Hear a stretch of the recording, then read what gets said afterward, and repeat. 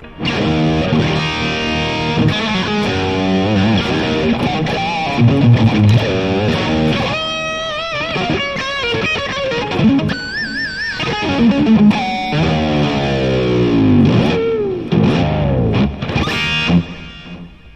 think we are live like every week now. Oh, Jesus. YouTube wants me to insert an ad.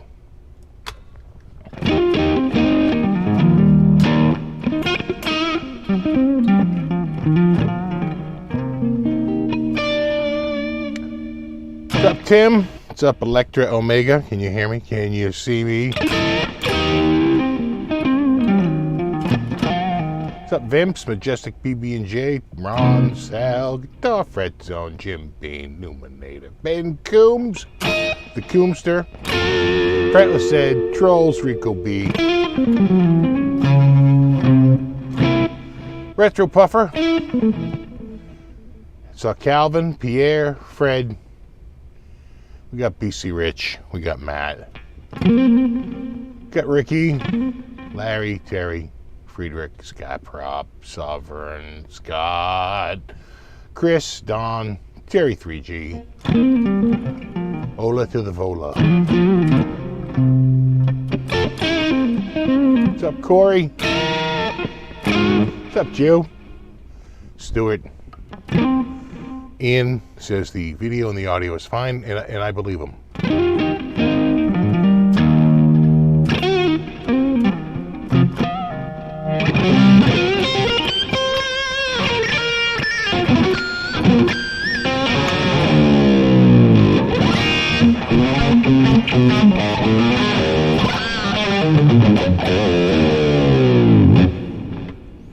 What's up, Super Lead, Electro Mega, Max Reverse, John G, Mike, Kevin, the other Mike, Subpar Guitar Guy, Don Sassano.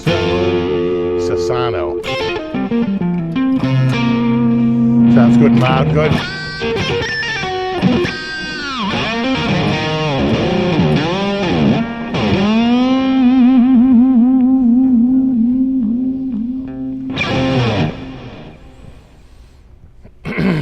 What's up there, Hotshot?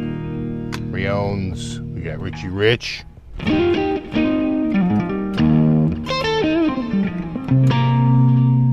Mikhail says, looks good and sounds great.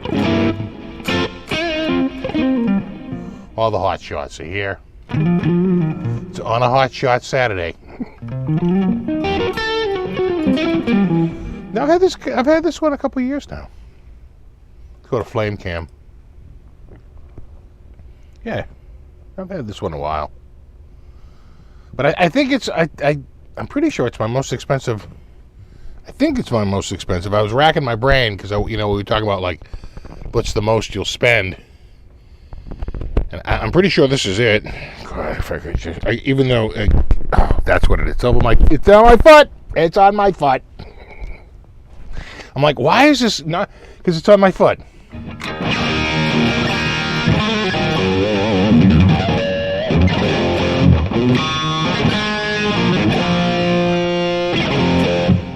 My chair is getting. So what am I hitting? What am I hitting? What is down here? No. So it's all in me head. It's all in me head.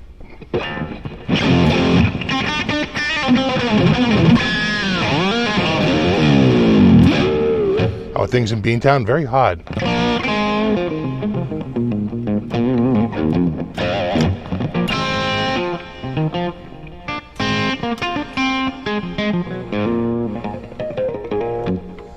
Yeah, I'm pretty sure this is it. So even with a good discount, it's still like my most expensive guitar. But it was still under a couple of grand, right? So I don't think I've ever spent. I started racking my brain. I don't think I've ever spent more than $2,000 ever. And really the most I've ever got where I've really laid out cash at retail was really the Larrabee back in 2001, which probably if you looked at like an inflation calculator for the last 22 years, it probably does exceed quote unquote $2,000 in today's dollars, because that was, I want to say $16.99 plus tax. It was like 17 and change, something like that. And the Les Paul Classic I have came close. Again, that's one I bought at retail. And but that was still like a 150 less, more, 180 less.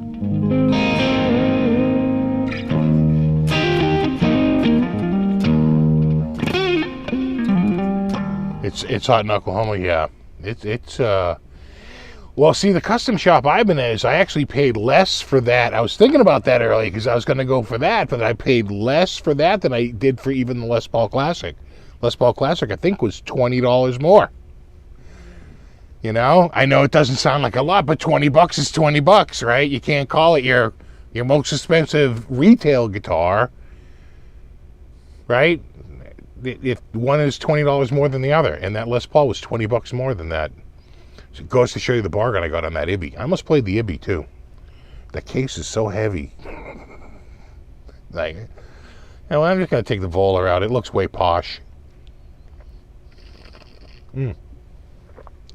So this is a USA custom blaze. These are made in Santiago, which I believe means a whale's vagina. Anyway, I saw that in a movie. Pretty sure it was a documentary about San Diego. Just electric or acoustic too? I think you got to do acoustic too. So if you look at my, when I count that Larrabee, and that's acoustic.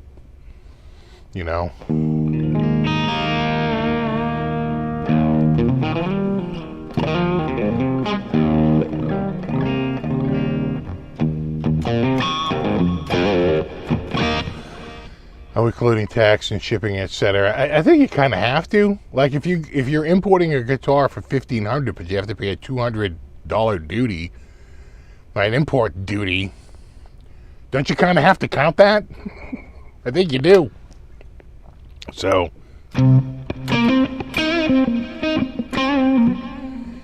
I don't think I've broken, probably with inflation calculator I have, but in terms of like real dollars at the time, I don't think I've broken $2,000.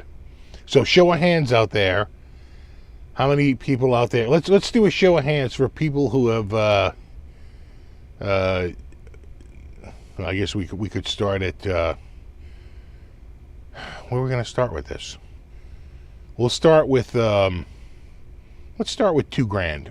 Like because I'm in the no column. So if you've ever. Just type Y. if you've ever spent like the final bill, like what the amount that showed up that day on your credit card or out of your debit bank account was like 2,001 cents or more. Guitar Fret Zone says yes. I'm seeing a lot of Y's out there. I'm a no. Put me down for a no on that one. I've seen a lot of yeses, though. Don says, not only did I do it, I did it twice. Look at you crazy bastard. I mean, I knew you had money. I didn't know you had money. Never bought a $2,000 guitar. Yeah, see, neither have I. Yeah. I'm a no. So of those who just said no, right? Forget you that just said yes. For those who just said no, have you ever spent more than $1,500? Let's knock $500 off of that. Could you say like you've after tax, shipping, customization and waxing, the total thing was $1,499 $1,499, you know, or more, right? $1,500 or more. So in other words, you're in between the $1,500 and the $2,000, somewhere in that zone. You got to zone it. You see what I'm saying? Yeah, see, that's where I am. That's my max. That's my max zone. The 1,500 to $1,500 to $2,000, and I've had a few there, because the IBI was $14.99, and then you add the tax and the shipping, that was like 15 and change. What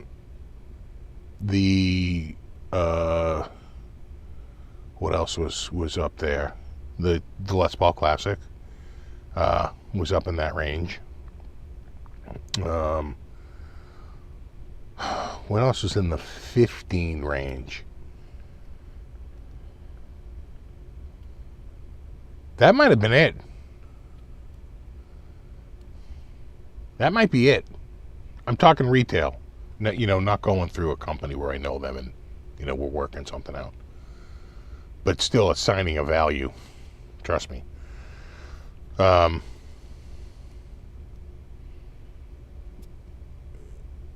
Yeah, I think that's it. I think it's the Les Paul, and I think it's the IBI. And then quickly you add a bunch more.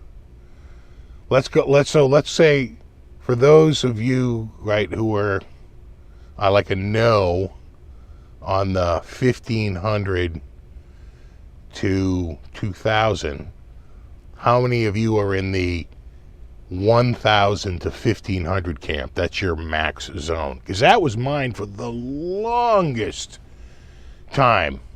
In fact, I was under $1,000, I think, for the longest time. I never even spent more than $1,000, because, you know, guitars used to be an expensive guitar was $500 or $600. It's like hard to even adjust to even north of 1,000. You know. Herb says yeah. Skyprop says no. Terry says still no. Yeah. I went through a period a long time where I was really in the like 200, even 600 was kind of high for what I wanted to do. I really wanted to keep it under 500, and quite frankly, I was at that $299, the magical $299 price point, which is probably $499 now.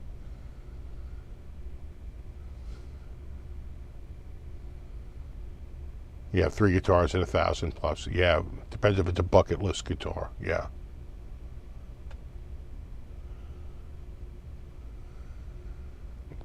Still at $899. Yeah, 1,100 is the max because you buy.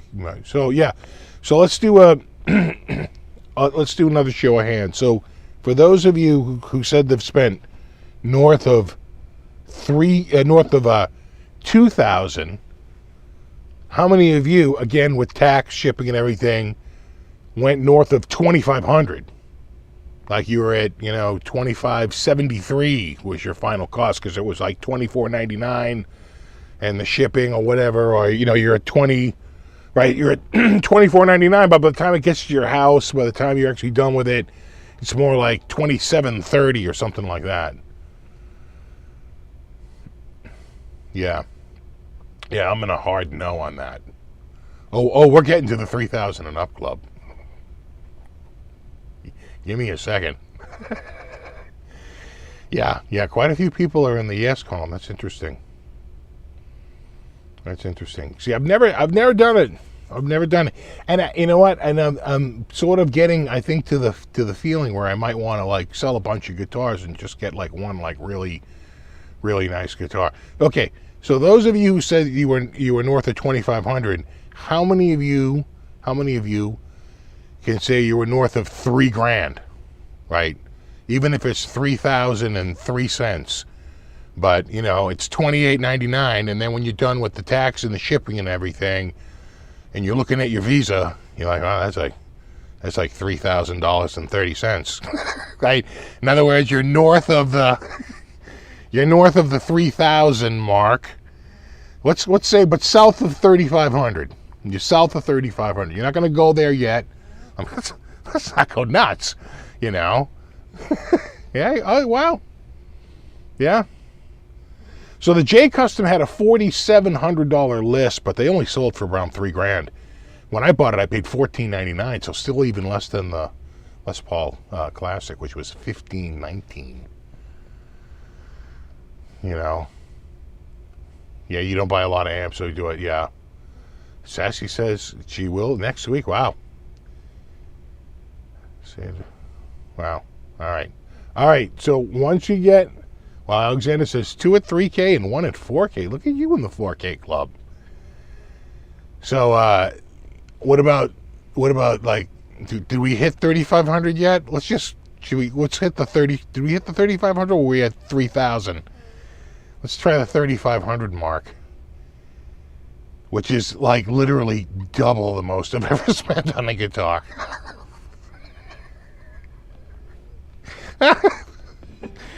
You know?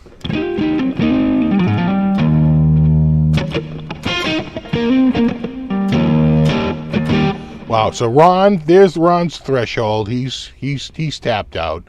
We have quite a few years still left. That's really great. What can a $3,000 guitar do that, say, a $1,500 guitar can't do? Well, if you have to ask. Do I have to count the PRS Dragon? Only if it's a double neck.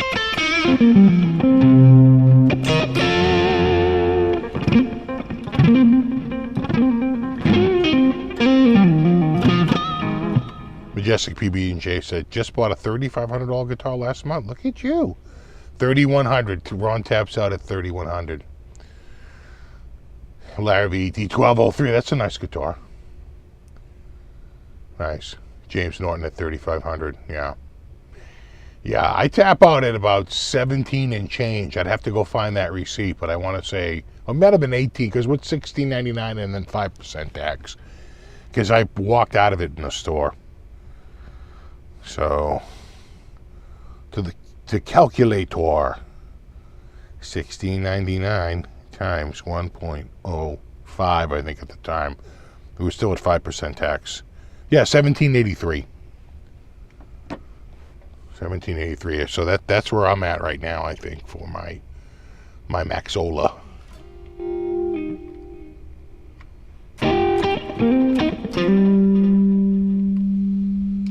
Waiting for a Sadowski T-style build for $5,600. Brad. Look at the wallet on Brad.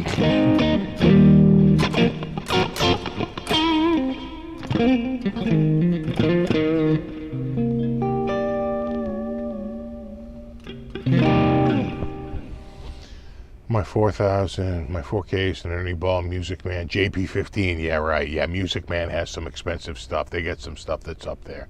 Music Man, Framus, there's a bunch of companies out there that got some really high-end stuff. You know. Anything out of the Gibson Custom Shop, anything out of the Fender Custom Shop, anything out of the Ibanez Custom Shop. You know, pretty much half the Sir lineup. They sure are expensive.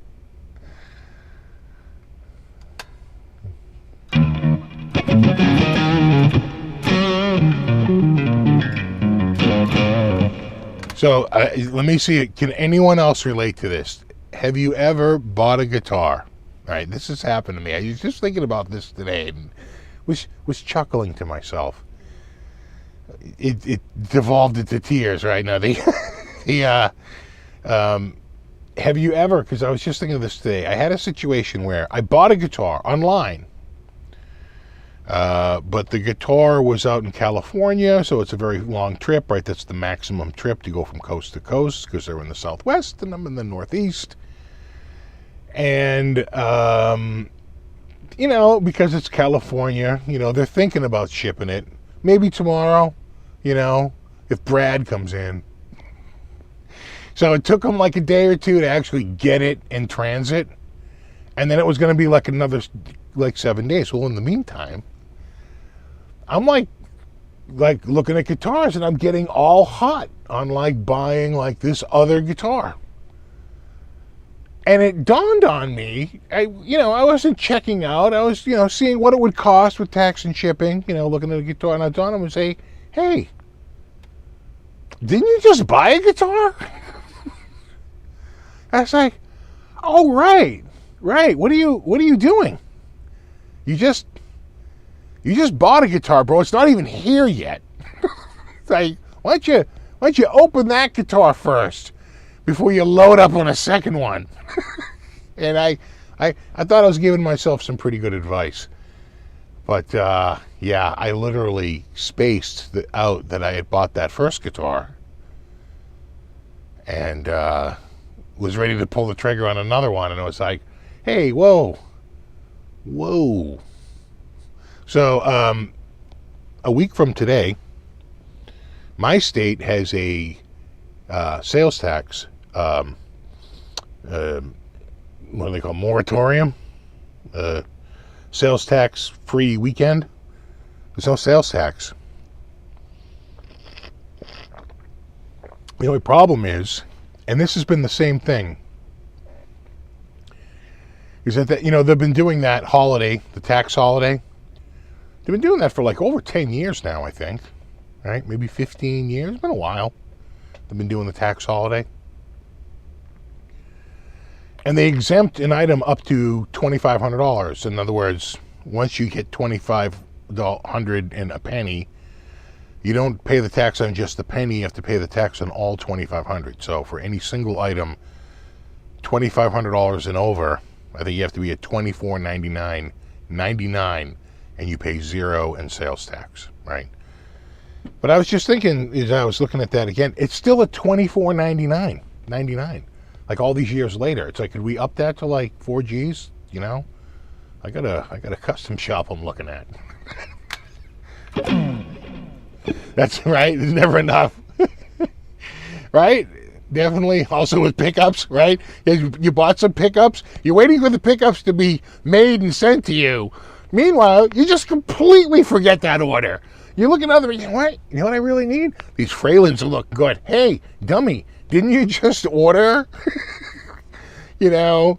So, and you're like, oh, right. Yeah, I gotta get some bear nut. What am I doing? Like, very impatient, right?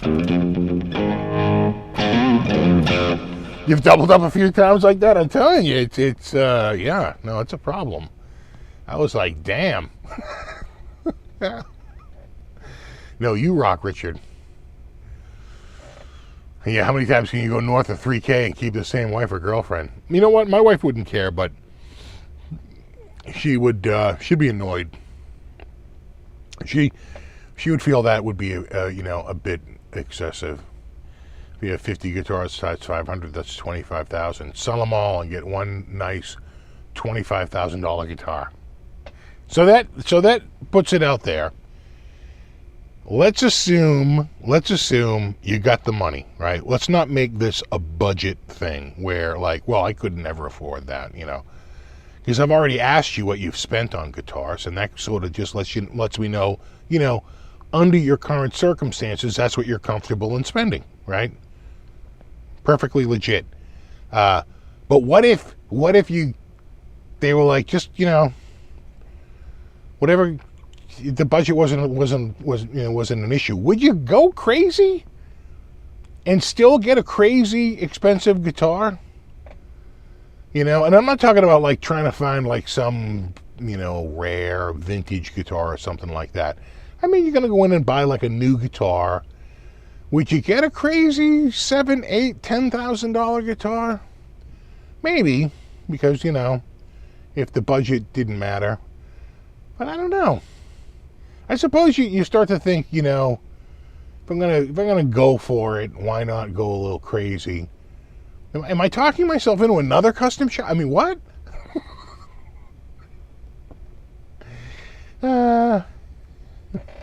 Wife does not care. No, she really doesn't.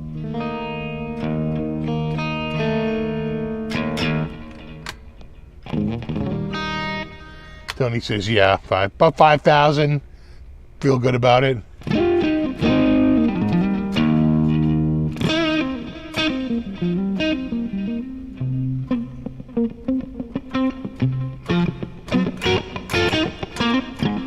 100,000 max. So you drawing the line at 100K.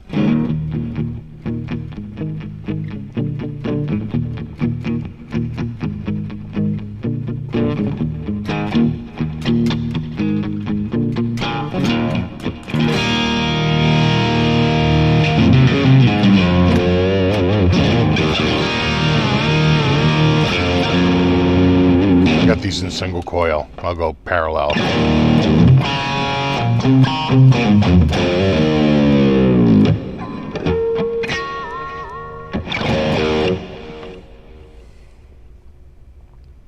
Not good enough to spend more than $1,200. Don't let that stop you, bro.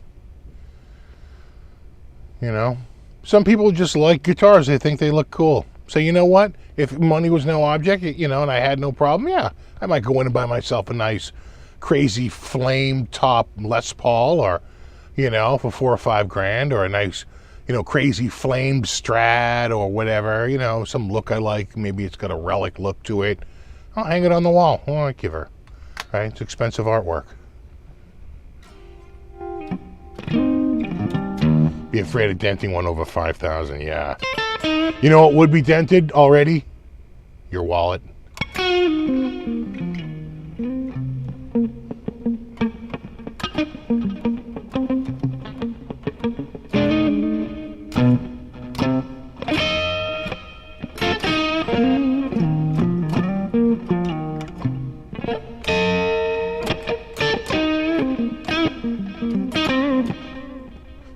Just you know, exactly. Why change your strings? Just get a new guitar every time, right?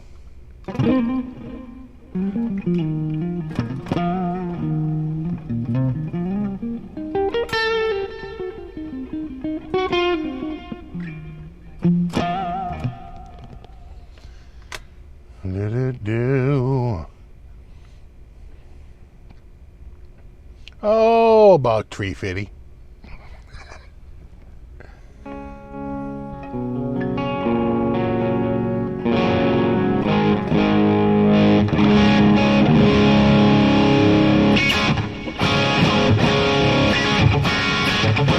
All right, so new hypothetical. We're knocking vintage right out of this, right? You go to Sweetwater Gear Fest, and the president of the company goes over, says, you know what, kid, I like the cut of your jib. Why don't you go over to the guitar section, pick out any guitar you want, and we just have to have it in stock, and you can just walk out the door with it right now at Sweetwater. At Sweetwater. So so it's a retail store. We're not talking vintage. We're not talking used gear. We're talking something brand new, something retail, something, you know, lately. And you go, well, kind sir, I really do like that Masterbuilt at like $18,000. Doesn't matter. I like that cracked Paul Stanley top at like $23,000. Whatever. Oh, thank you, Vinny P.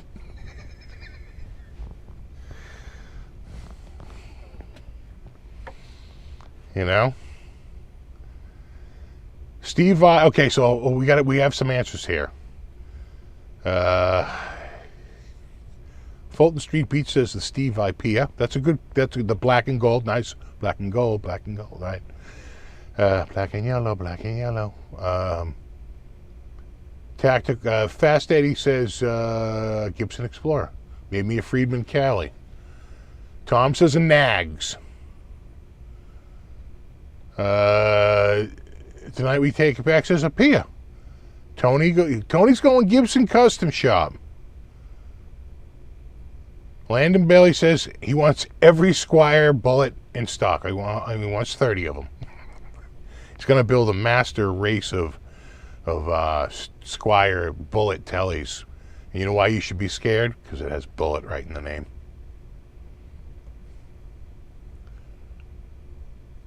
All right, let's go through a few of these here. Oh, Jackson PC1 Au Natural. ESP Custom Shop, nice. Oh, thank you, Vinny P. No problem. You're awesome, bro. Strat Rosewood Neck, interesting. Would you go custom shop? You know, peruse down there. My PRSPS was $16.50 to the original buyer. Yikes! It's a respectable neighborhood. You get the PRS Wood Select Les Paul Custom.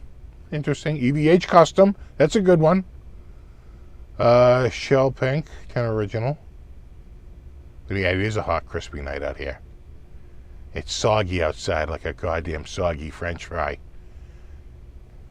Just give me the best EVH. All right, Custom Shop Leicester. Interesting. Ron Bradley says probably a PRS. Probably.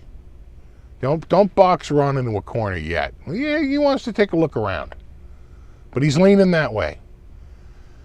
Got the Ibanez Black Pia. We have PRS Wood Library. Sell it and then buy a bunch of Squires. Now you see. There you go. ESP E2, baby blue Maybach Strat. Do they sell Maybach there? You might have trouble getting a Maybach. And are they a Maybach dealer there? Ooh, the Ibanez Joe Satriani Signature for $5,000. Do they have a Chrome Boy there? Go nuts. Get the Chrome Boy. Get the $100,000 or whatever that crazy thing is. The most expensive Martin you can find. So you see, I knew someone might go acoustic. PRS Custom 24. Still choose something affordable like a MIM Jaguar. Interesting. The Ibanez Gold Boy. Exactly. Why stop at Chrome? Oh, the Hydra. Do they sell a Hydra there? They're like, it's on back order for 12 years. Ingve Malmsteen Fender Strat. That's a good Strat. But you might want to check. I think they make a custom shop Ingve. I think they make a lot of their signature guitars in like one-off customs, like the Clapton and certainly the Ingve. So check and see. I'd check their custom shop department and see if they have a custom shop Ingve before you go the production model. You know, I mean, he's telling you just to go pick out a guitar. Petrucci Custom Ball. Okay, yeah, there you go. Probably go with the ESP. I'm seeing a lot of love for ESP out there. Look at you, ESP. Private stock, 80s. You know. Actually, the Acacia Cronus, that's a great guitar, but I don't think they're in. I don't think they're in there. Hold on, it jumped up on me here. I'm seeing another ESP. I'm seeing more Nags, more CS Strats. You know, ESPM2. A lot of people like an ESP. That's very interesting. There's a custom shop Stratless on Sweetwater right now for $4,500, but it's not a regular stock item. Well, the Sweetwater one to get is that like what's that, like the GT11? That does it now. I'm buying a PS. See what he did? Yeah. Yeah. You have to get one. You must. They have the PRS private stock for $11,000. There you go. Take a new Vola Oz. Nice. There you go. I don't think they're doing Vola at Sweetwater. I don't think they're a dealer. Gibson Flying V. Nice. You could probably walk out of the custom shop with a really, really nice V. You know.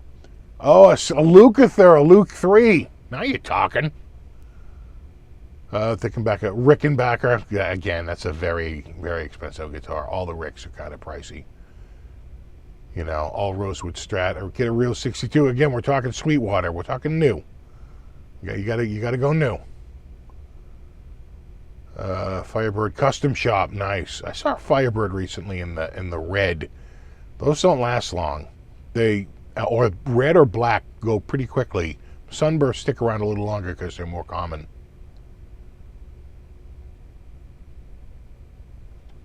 Jimi Hendrix Signature. Nice. Private stock. A Murphy Lab LP. Gibson Custom Shop John Sykes. Now you're talking. Music Man Luke sounds interesting. Or reissue Telly. Yep. What's up, David?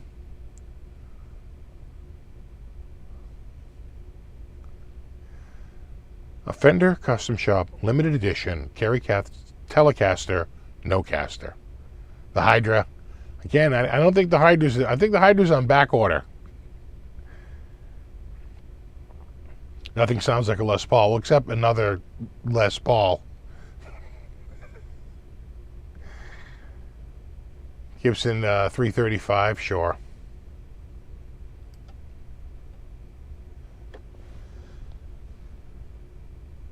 Sweetwater has the ESP Exhibition EX22 for only $19.99, $99.99, only 20 grand. Bro, don't you kind of have to buy it at that price? Johnny Winter type Firebird. Be careful, man. I tried a Johnny Winter. That's had the thinnest neck I've ever played in my life. It was like a cricket bat. Very wide and very thin front to back. A bizarro neck. Bizarro. It didn't feel like a regular neck. You know, definitely to his spec. Gretsch White Falcon, that's a good guitar and very expensive.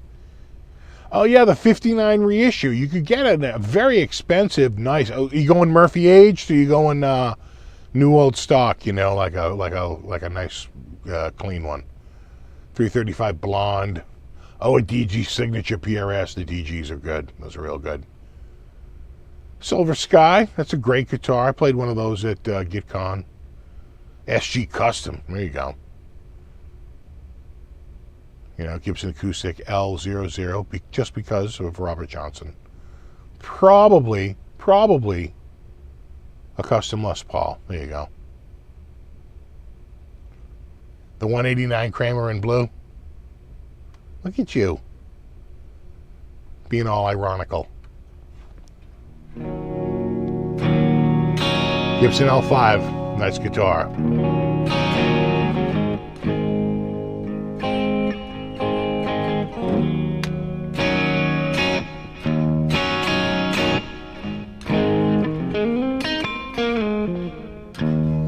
Yeah, well, see, you know what? He brings up a good point. The Kramer's worth double the price, where all those others, they're only worth half.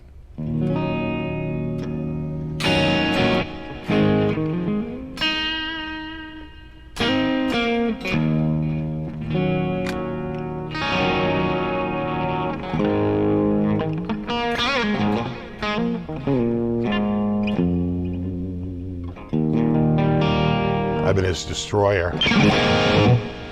I wonder if they would do like a custom shop.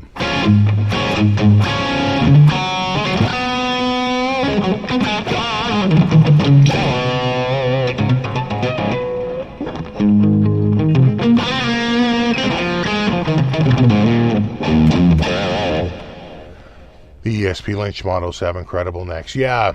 And you know what? And they vary depending on, you got to get like, because a friend of mine had like the original like US or whatever, the original made in Japan one, the really nice expensive one. And then he got like the sort of the tribute one, the more production one later on. He said it was not the same. Those are good. That is good coffee there, kid.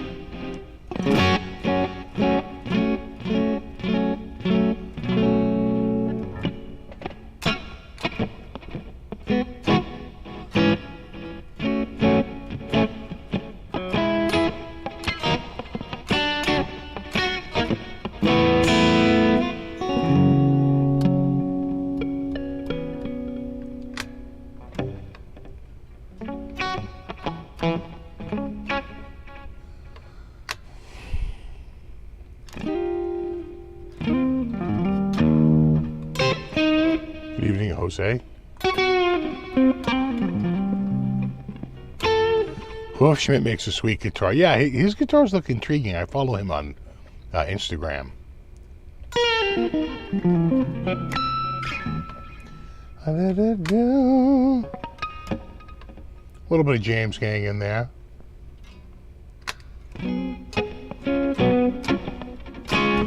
You like your coffee? It's that gourmet. It's from Costco. So Costco used to do all these in-house blends, right, under their in-house Kirkland brand. But they stopped it.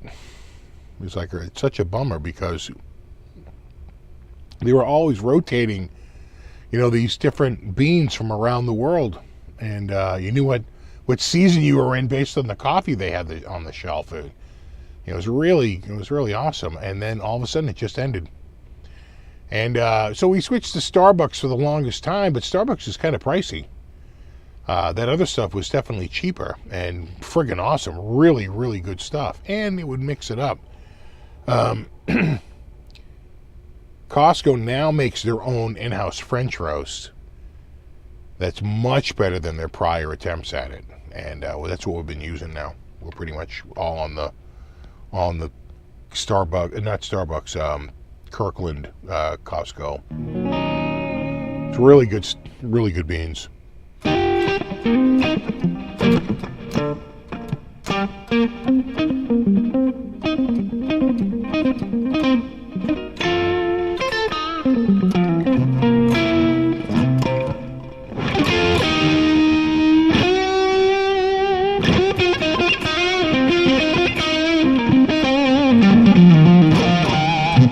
YouTube creators running out of content? No way. The content never ends.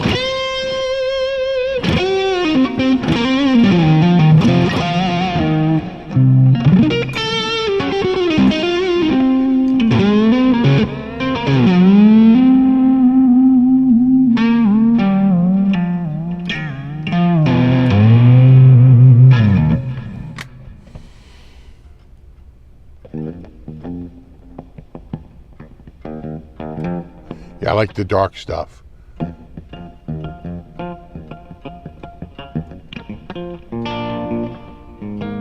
Gotta try any more Urt Couture? Yeah, I would. They'll probably send me some more at some point. That last one I had there, that green one, a really nice guitar. The roasted, with all the roasted stuff.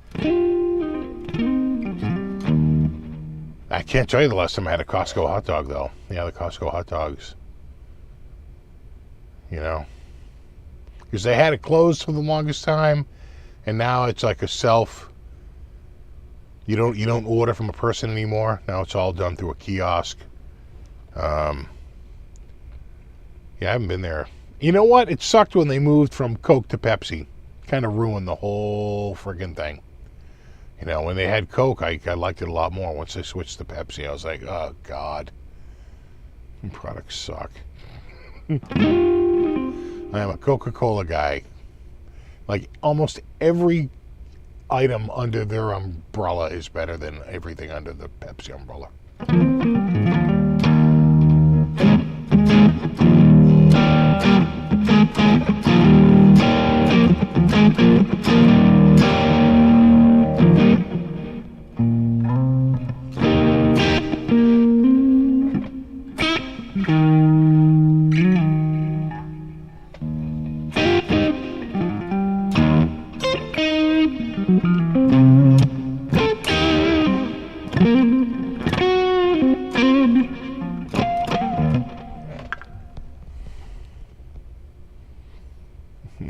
Chugging a Mountain Dew. Yeah, see, that's all they have there. It's like Pepsi Light, Pepsi Crystal, and some Pepsi friggin' variation. And then it's like Mountain Dew, which is way too sweet. All the Pepsi products are way too sweet.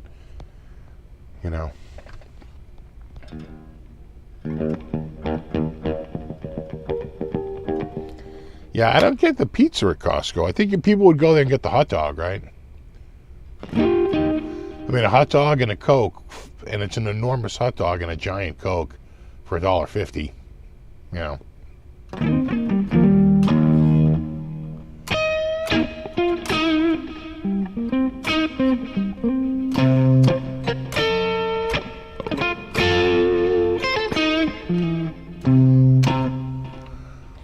Yeah, Sprite. And then they have a Pepsi product. What is it? Sierra Mist. That's like a Sprite / 7-Up sort of ripoff. But they don't carry it at Costco. They don't have it. Instead, they have like, you know, sugar-free lemonade or some crap. Or maybe iced tea. You know, sugar-free iced tea or something. Oh, it's the world's saddest beverage counter.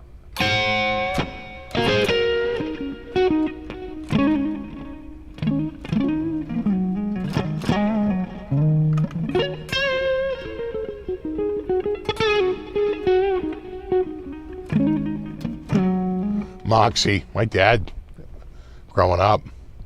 Thank God it was orange. It was like a warning. Because Moxie, God, you'd be like, oh, look, it's, you know, it's, you'd think it was like Coca-Cola. And it wasn't. Yeah, my dad, well, God, he used to get Moxie all the time.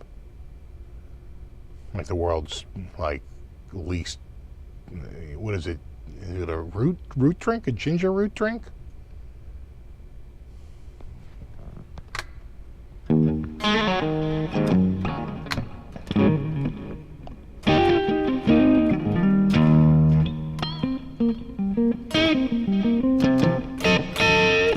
Like a variation on root beer.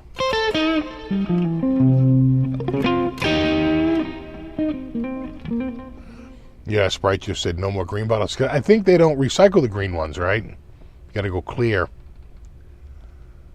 if you want to be recycled. So they're realizing they got to go clear if they want to make the recycling.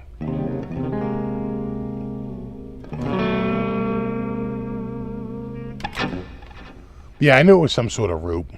And it like, you know what I'm saying? Like their version of a root beer. But yeah. Really, Moxie's made up in Lowell, huh? Interesting. Yeah, I taught, where was I at? I taught a class. I taught a computer class up there. Where was I at? I was at Borland Foods. Oh, God, what did they make? They made Wise potato chips, Prince spaghetti, Classico spaghetti sauce, and I forget that those are the brands that I really remember. And I remember I was there for 2 weeks in the dead of winter. It was like February. It was like freezing out. They had us over in this building across from the factory that, you know, was like heated up just for this class. And it was one of those weird classes where I didn't have a computer. I had to work off a whiteboard. It was fine. And I think I was teaching them like Excel or Word or Excel or something like that. I think Excel or Lotus 1, 2, 3. And on the last day, they brought me a giant care package box of one of everything. I brought that home, and my wife, who was my girlfriend at the time, was like, "Oh my God, this is like so much food." I was like, "They had to help me get it out to the car."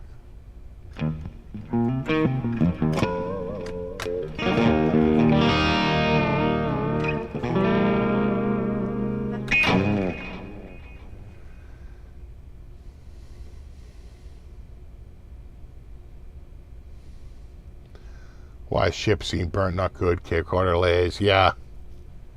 Some people like that. Or they did make a change to get rid of the green and the burnt parts for a while, but some diehards like complained. They're like the green and the brown and the black parts are the best parts.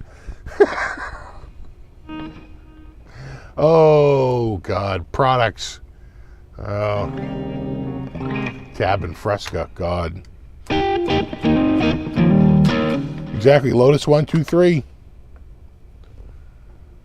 You know?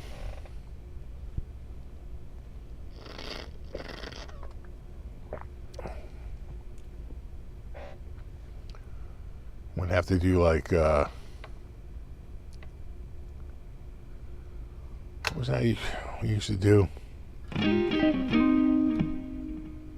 well, we used to like lock cells, and we would break out of like a certain way that the cell would look at it by, I think we insert dollar signs, right? You would say dollar sign this, dollar sign that, and it would stop doing the reference, right? It would break the reference to another cell and just stick with one. It would lock it to a single cell. I remember that part.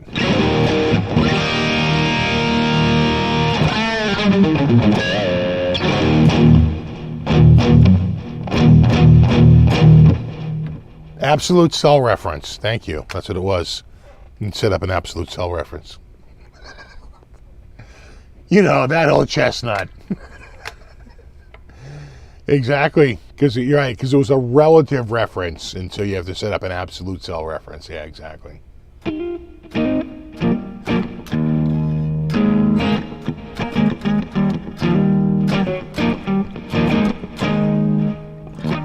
Tab for when you don't care. God, I know Tab was the friggin' worst. And Fresca was pretty bad. This is a grapefruit flavored drink, right, Fresca?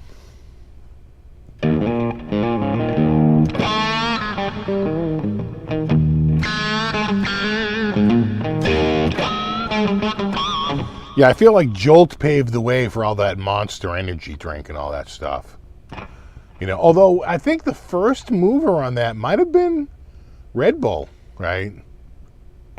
I don't really remember the energy drink market really taking off until Red Bull. I've never had a Red Bull. In fact, I don't think I've ever had an energy drink in my life. Not one. Never had a Monster Energy. Never had a 5-hour energy or any of that crap.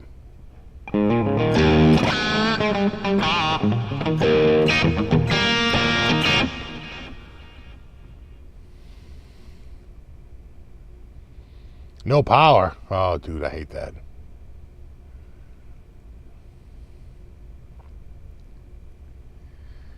I do like the page riffs. I've been on a bit of a page kick. That in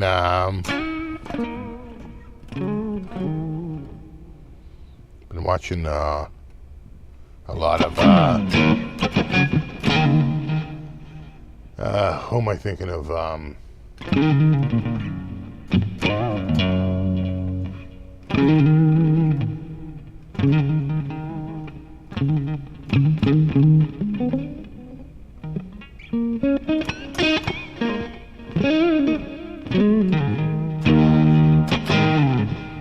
You know that guy who plays guitar?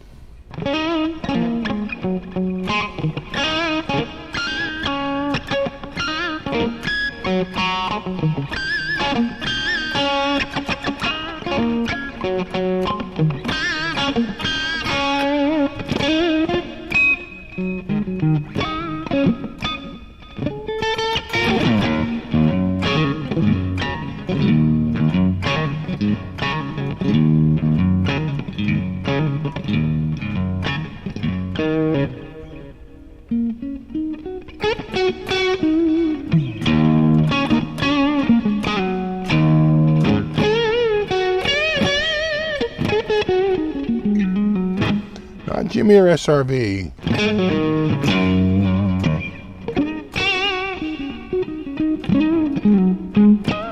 Oh, Hendrix would definitely play Vola.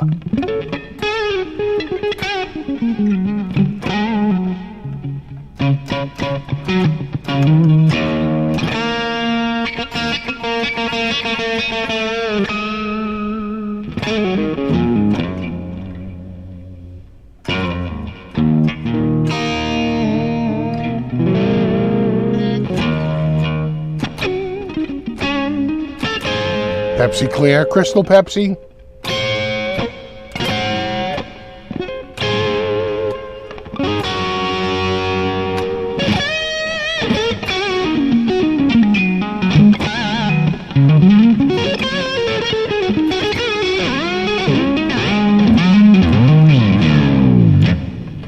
Yeah, Zima.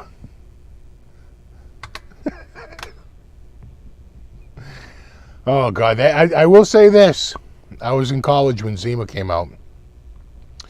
And I was driving through Boston, and the one thing you know when you live in the city, and one thing you recognize the second you drive, even 10 feet into Boston, billboards. Billboards, billboards, billboards. And there were a lot of billboards, mainly because you're around trains, and trains and billboards seem to go together. And God, the billboard campaign for Zima and the billboard campaign for Claritin. Holy Christ, like years long. Because I was going to college. I kept driving by it. I was like, oh my God, look at this friggin' thing.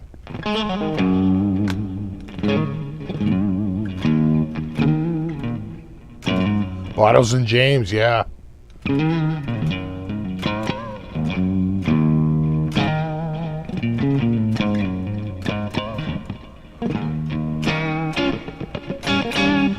And then, what's old, Mike's Hard Lemonade came out, right? That was a thing about, 20 years ago? Right.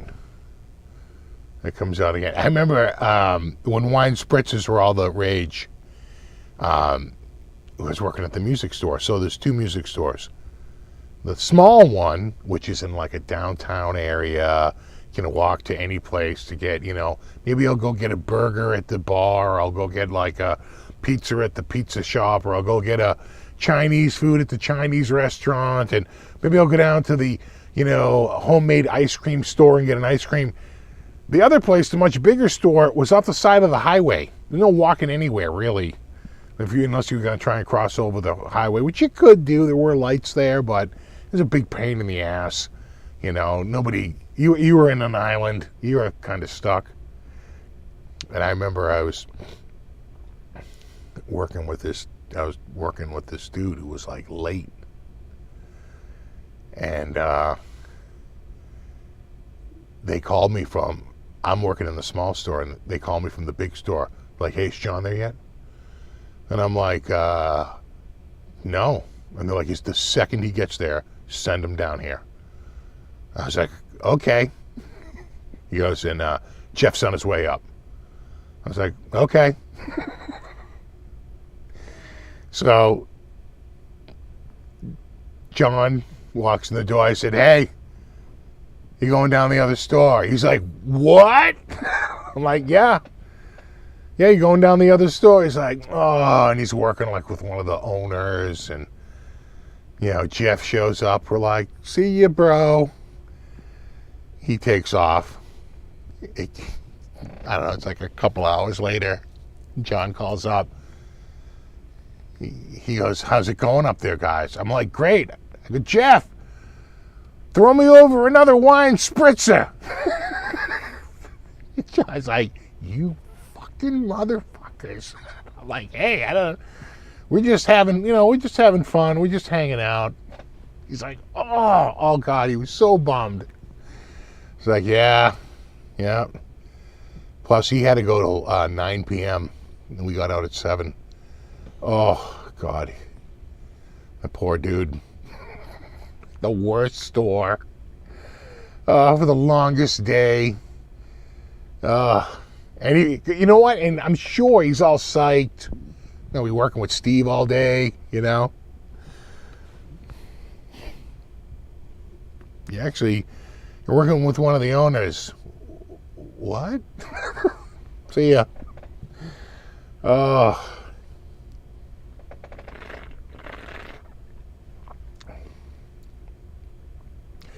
Yeah, keep drinking, we'll make more. Was that their tagline? Bartles and James. What's up, Jay Schaff? This coffee's so good. What, Barks Root Beer? We had an A&W slash, they were doing that for a while, like A&W Root Beer slash KFC's, like a double.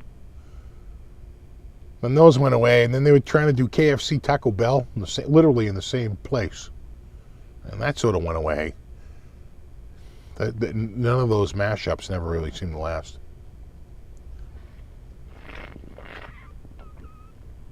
Oh, God, that's good. That's hot there, watch shot.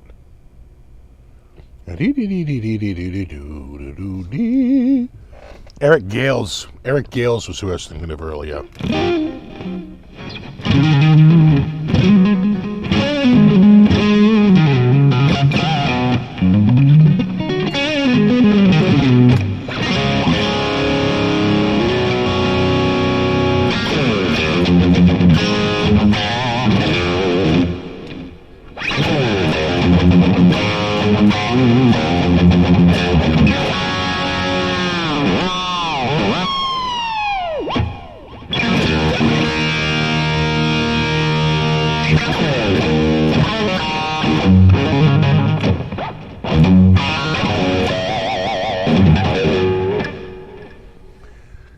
So yeah, I've been looking at...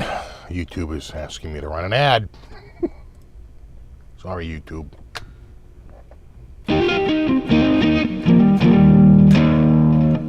TCBY. Yeah, we had one move in. God, they went ballistic. They moved in right across from the music store, you know, in the little town. And right next to that was a Commodore Amiga store. Commodore store.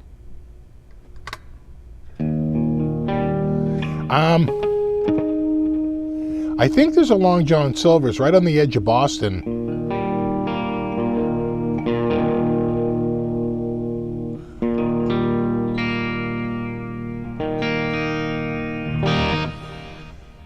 And I think it's a half Taco Bell. I think it's a Long John Silver's half Taco Bell. But I don't think I've ever eaten at a Long John Silver's in my life.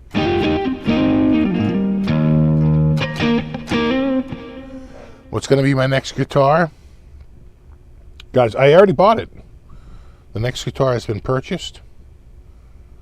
And en route to my present location.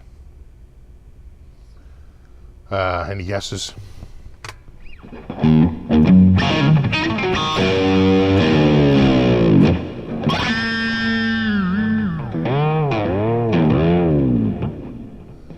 Buckethead's back in New York. Is he touring again?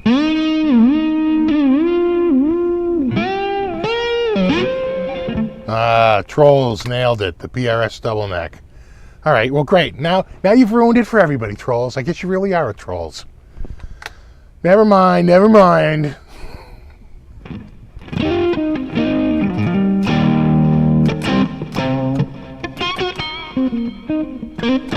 How much was that PRS double neck again? It was $15,000, right? Wasn't it $14.99.99? $99. It is not another Urt.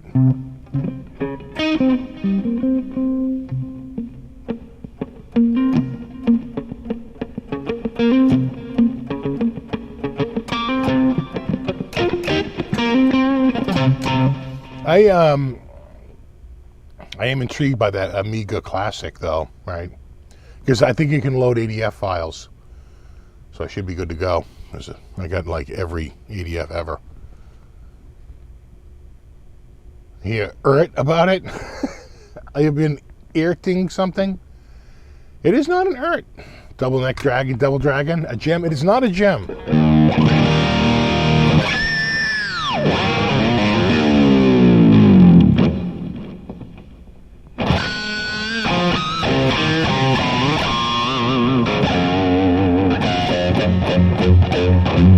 It's not a new Vola, though. They've been talking about getting me a new Vola. A Dean V. I couldn't be so bald. Oh, I'm saving it for the unboxing video. I'm not going to tell you what it is. I just want to see you guess. Oh, there won't be a reveal.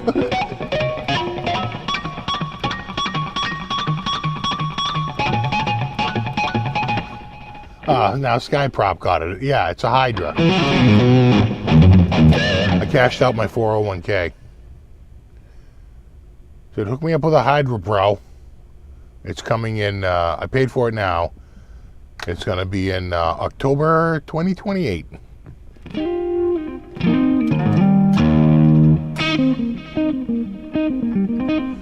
He's touring, giving only 2 shows as of now, yeah. I'd see him if he came back in town. I love going to see Buckethead.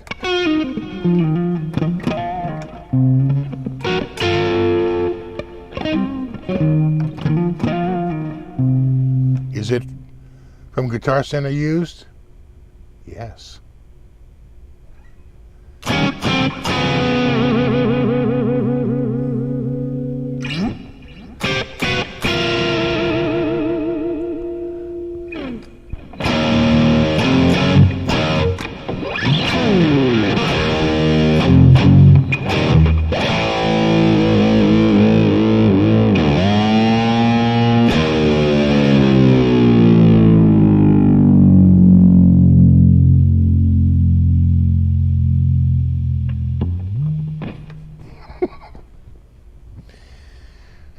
Harley Benton. Harley Benton.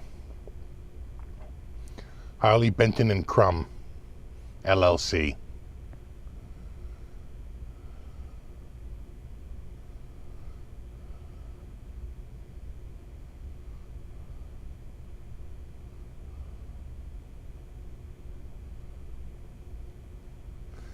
Not another SG, though I have seen some cool SGs up there. I had a white one that I thought looked pretty good. But it's the same like I have. I want one that would, if I was going to get one, I'd probably get one that's more like the 62 because the cut of the neck is different.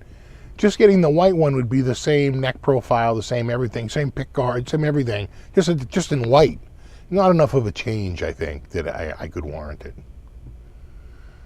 You know. A Daisy Rock. Now you're talking. See, I got to think outside the... That's the kind of, outside the box thinking that I need around here.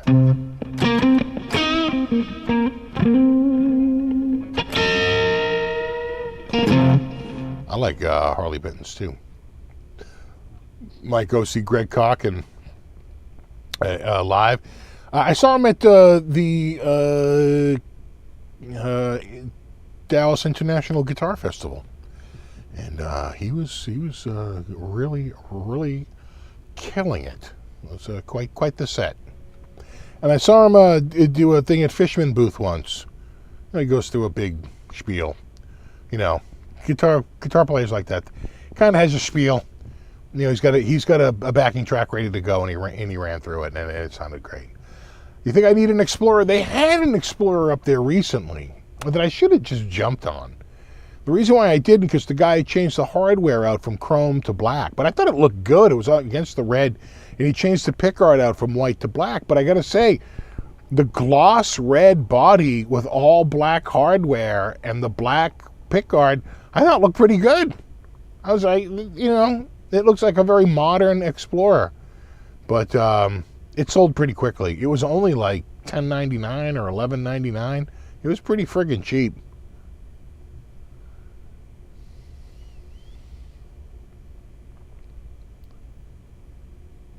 The new Kramer hot dog. I saw that.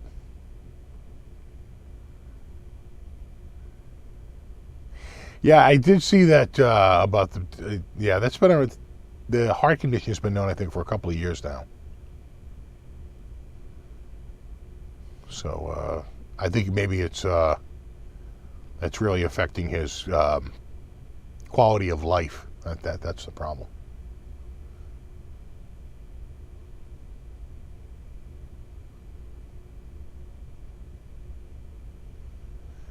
Is Megadeth playing in my area? Currently on tour? Probably. It's hard to believe they would do a tour and not hit the Boston area. There's just too many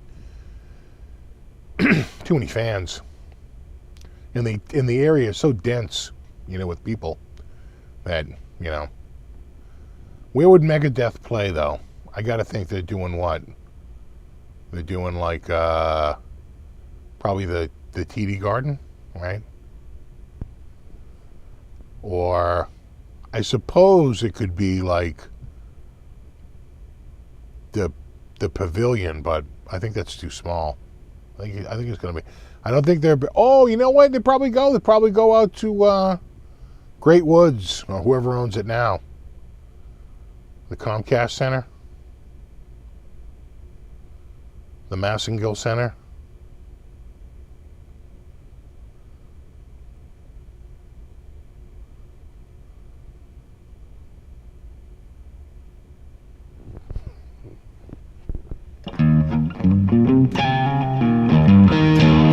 spend on the hot dog place. I think somebody did a Kramer guitar with I don't think that was an official Kramer, right? Didn't somebody custom paint that themselves? But they did these like they just did like a very sort of like a campy graphic of hot dogs on the front of it. Check Kramer's Instagram feed. It's probably somewhere in their Instagram.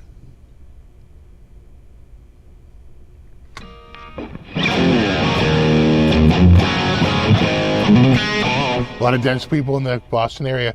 Oh, sure, with all the colleges and all.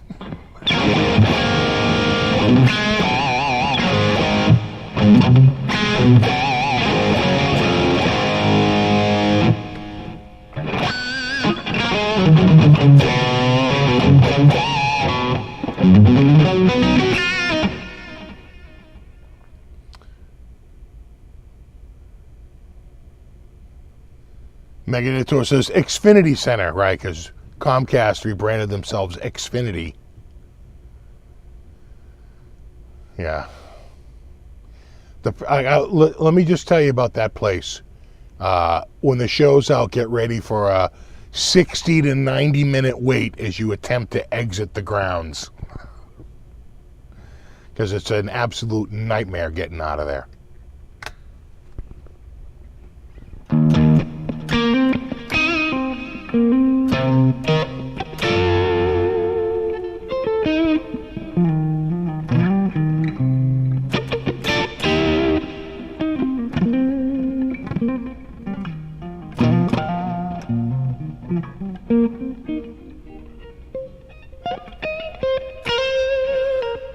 Mansfield Xfinity is definitely a nightmare leaving. It always has been. And they've tried to solve that for so many years, but they have massive parking lots and a very long, narrow driveway in and out. And it's always it's just an absolute nightmare getting out of there. So much so that they build all kinds of premium pricing into lots that are actually much farther away from the venue. So you can walk out, get in, and actually drive out of there. If you get in near the venue and you're close, you're in far enough. Good luck getting out. It's literally like, to get out of John Mayer, it literally took us like 60 minutes just to get out of there. We got out of some venue and they wouldn't let us out, and I like lost it and just like plowed right through the security, and like I could see it was wide open and just went right out. I was like, come on, just open this up. What are you doing?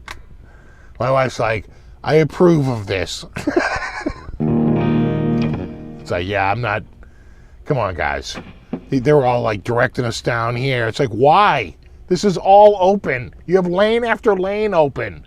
But they're like reserving that for other people or whatever. I was like, oh, no, I'm going. And the thing is, what are they going to do? Once I'm 5 feet past them, I'm pretty much past them.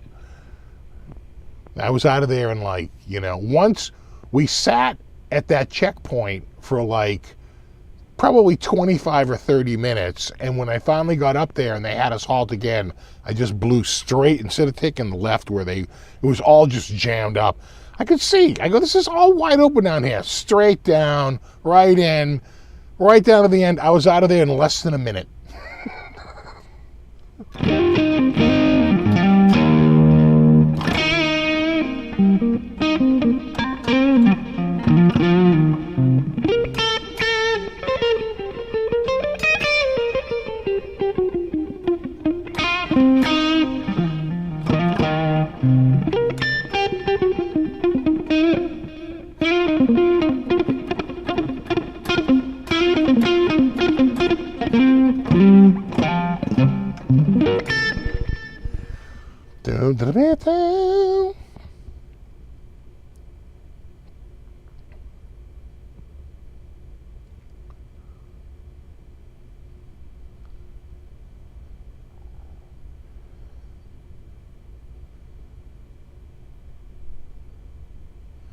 I'm done with larger venue shows. Yeah. You know what? I'm kind of with you. I'm kind of with you. Those big giant shows with hordes of people. I'm trying to think of who my wife just went to go. Maybe does my wife go see it, or my kids? No, a friend of mine went to go. That's what it was. A friend of mine went to go see Dead and Company, and that's at like Gillette. That's at a stadium. And luckily, I know a back road to get him extremely close. And I could avoid all the traffic, like literally backcountry road, completely empty. And we get right down to the end. I was like, okay, this is where I leave you. Because I'm not driving into that mess. And it was literally, he's like, I cannot believe this. I'm like, I know, I want to get the hell out of here right away. Spun it right around and back my little back road in through, going through Walpole, through South Walpole. It was great.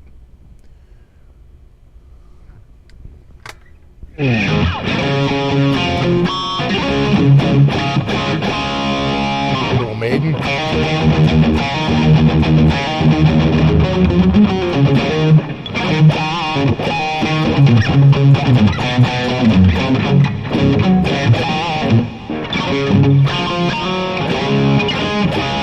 Gotta do all downstrokes.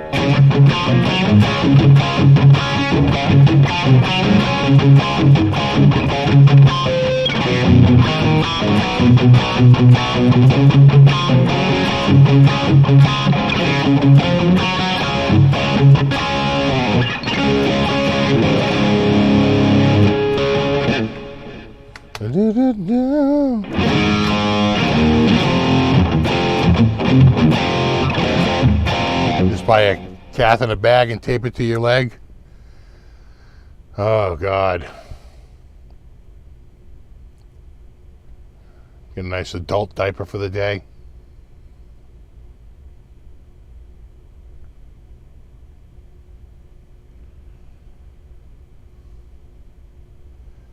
I don't know, Electric Eye.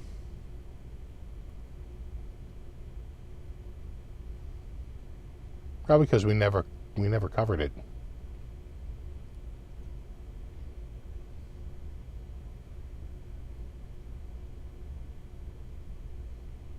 Yeah, exactly. Richard Christie at Coalheed in Cambria.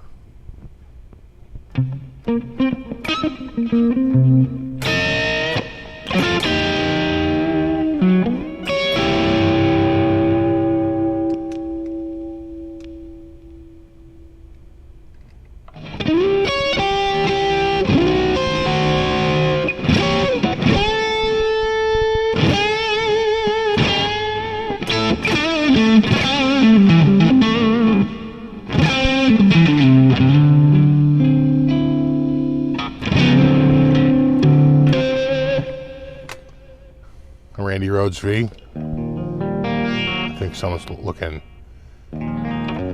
earlier.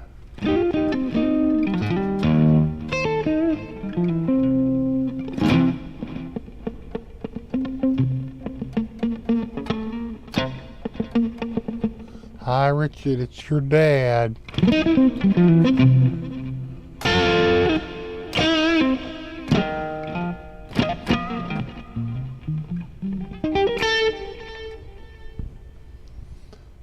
Looks like little Clucky died. Must have got her.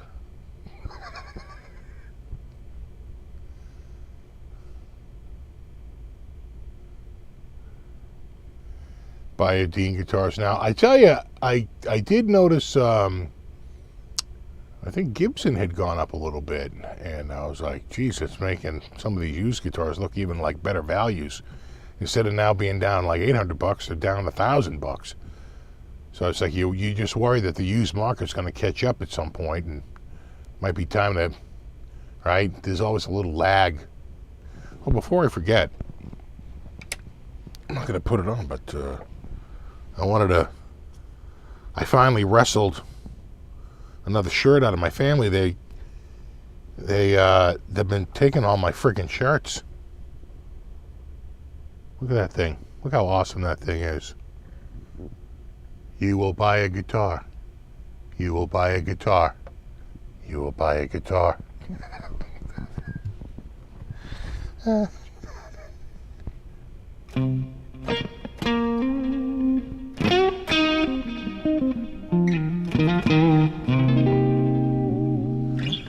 Yeah, my God, my family took them all. It's like last week I didn't have one, or the week before, because I was like, where are these? She's like, well, I'm wearing one and Katie's wearing one. were at the beach. I'm like, what are you doing? I think Ben took one. I'm like, God, they love them. They were like, oh, I probably won't wear them now. I can't get them out of them. It's like, will you bring down my cat shirts? They're like, we love them so much.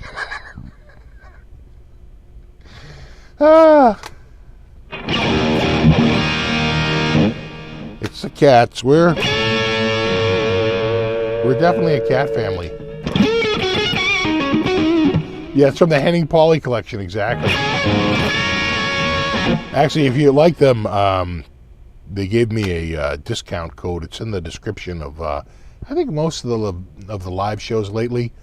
Because once you put it in there once and you say use the last one as the basis, it remembers it from the prior week. So I think there's a code in there. So if you're going to buy one, use the code. You might as well save the money.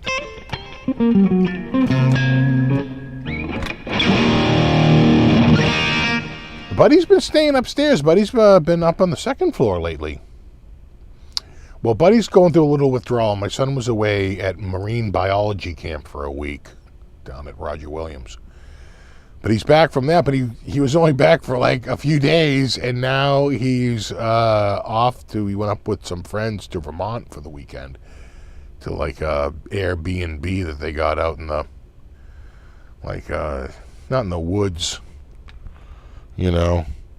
It's funny because my wife was like, yeah, he texted me earlier. They were going to go out for like a hike in the woods. And I'm like, okay. But he said he didn't want to go. He's just going to kick back and like catch up on like some show on TV. I was like, oh, thank God. She's like, why? I go, because, you know, 4 Massachusetts teenagers lost in Vermont wilderness. You can't see that. You can't see that headline. She goes, oh, yeah. I said, come on. Oh, please. No, don't go for a hike in the woods. That sounds to me like a very expensive rescue operation. Just stick around. Please, for Christ's sakes.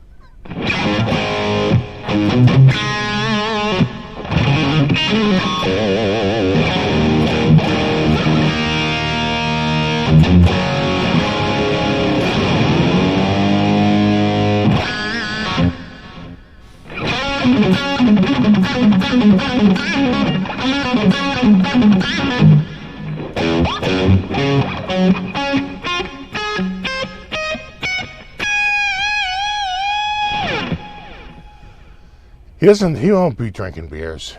I doubt they're drinking.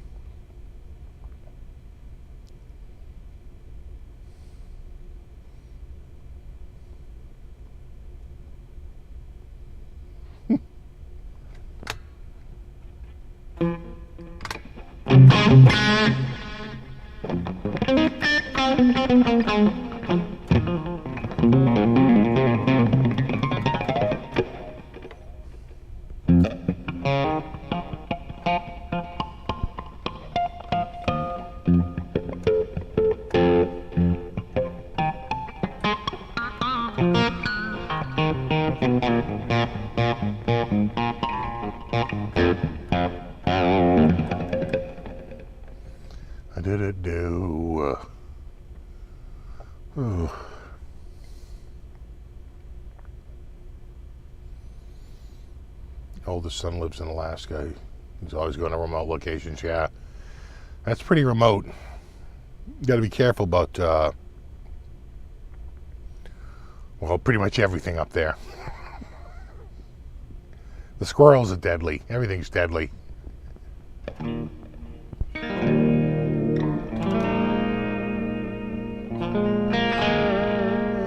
the 80s movie with rock bands, recommendation? I don't know. I'm thinking of what's a bad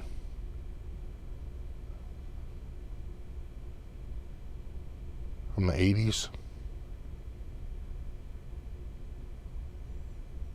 I can't think of one. Like you know, if you want like really, really horrible movies about pretty much bands or Rockstar with Marky Mark. That's pretty horrific from start to end. You know, in the other one,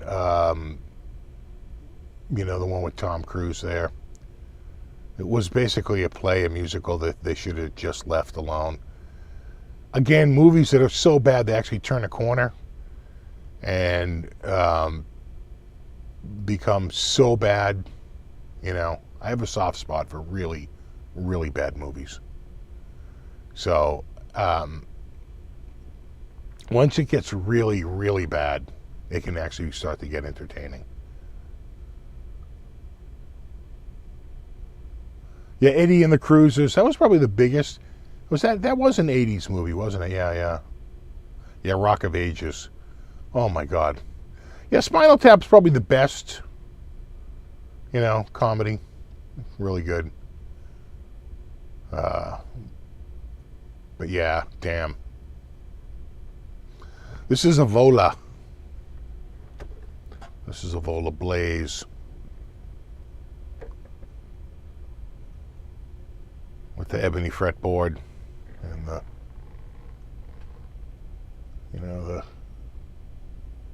all the flames. It's got all the flames.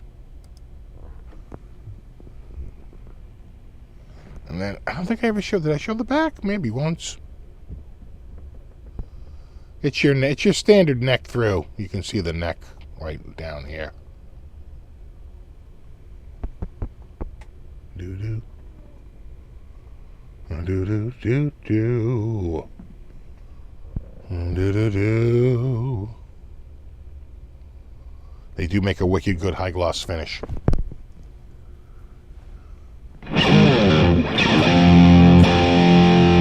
Yeah, Rockstar is hilarious.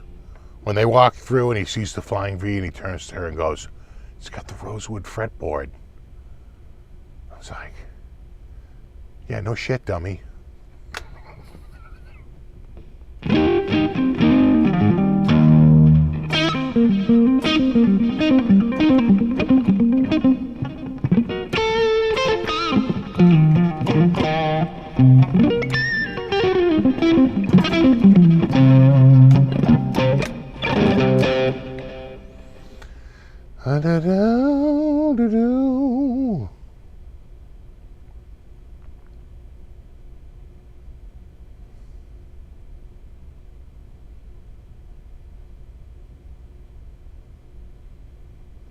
Yeah, what was the movie there? Heavy Metal. That was a big movie in the 80s.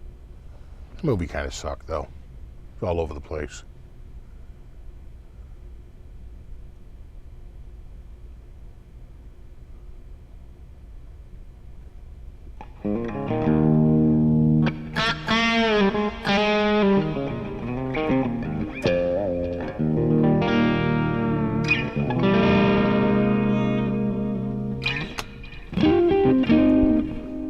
Feeling something down here? You got a kitty? No. No kitty. Just double checking. You never know.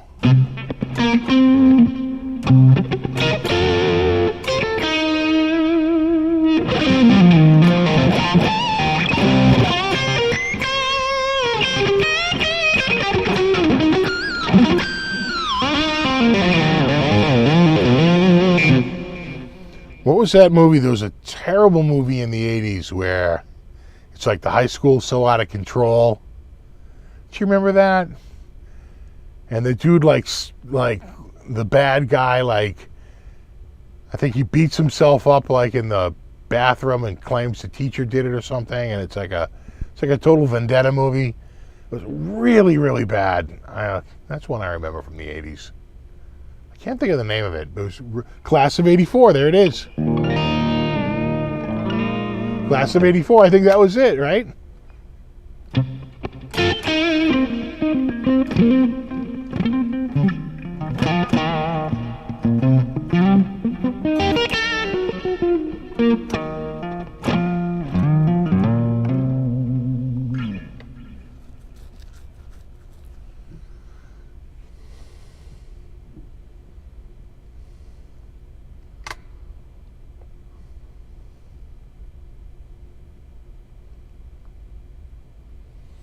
Yeah, Porky's. God, the promo for that.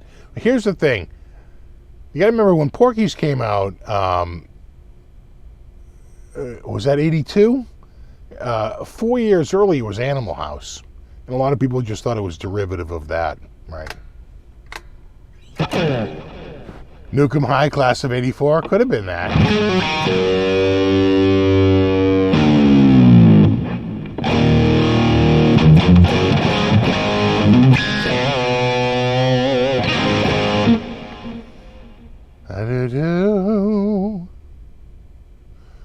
Yeah, Grease came out in what, 78? 79, 78, 79, somewhere around there.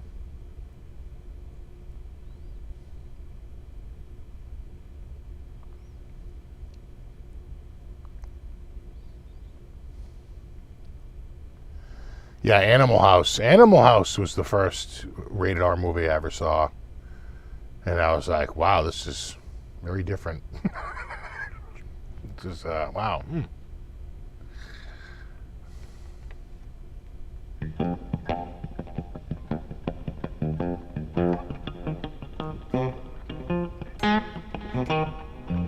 High School Days with D-A-Z-E, right?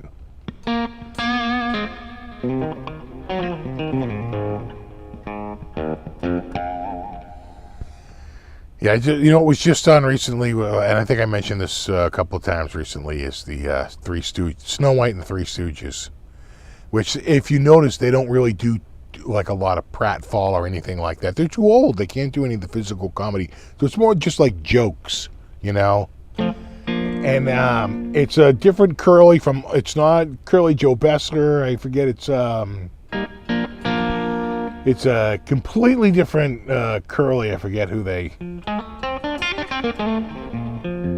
I don't know if he did much more than just that one movie. And they have this woman who's basically an Olympic gold medal Olympic skater. So there's like a massive scene where they recreate the entire plot of the movie in Ice Capade's form.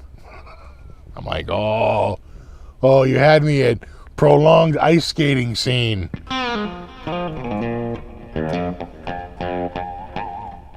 No, Shemp was already passed away by then.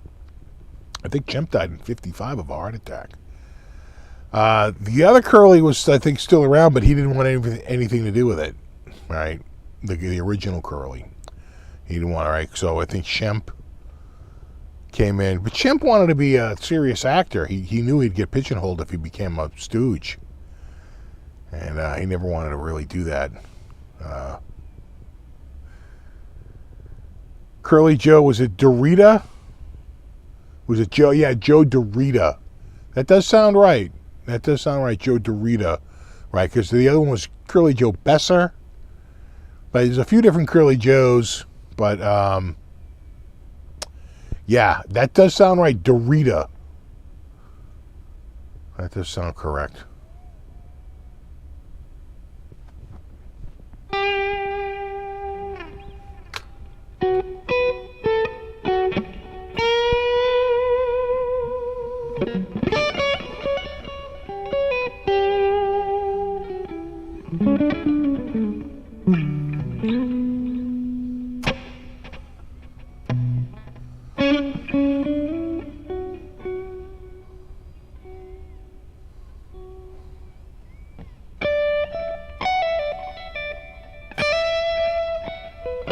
Driving around aimlessly, wasting gas, listening to you. Oh, my, no. Still no power. Oh, that sucks.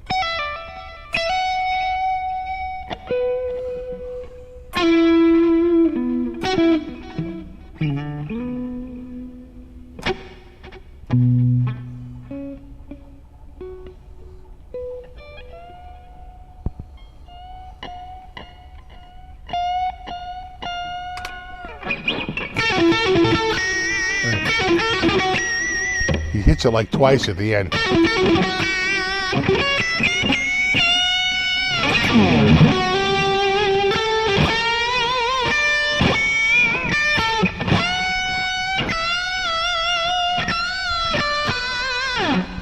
I remember seeing Dawn of the Dead at the South Shore Plaza on the, was it the Saturday night midnight show that played Dawn of the Dead every week. You could go to the midnight show at at the South Shore Plaza Theater, which was, I think, Showcase Cinemas, right?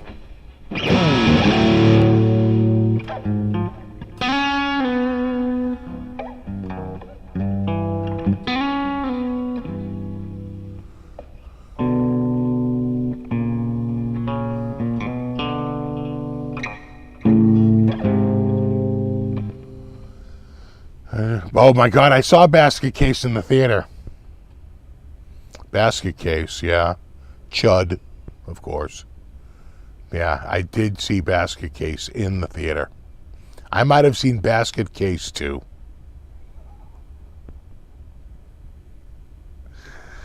I never saw. I saw Shaun of the Dead, not in the theater, but that's my least favorite of the Cornetto trilogy. I'm more of a. I really like the whatchamacallit, the cop movie.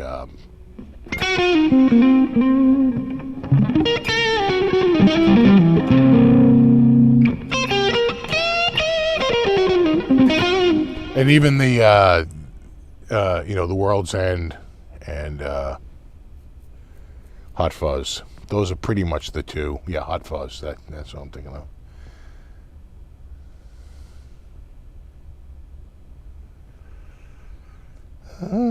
You got red on me? Right there. Doo-doo.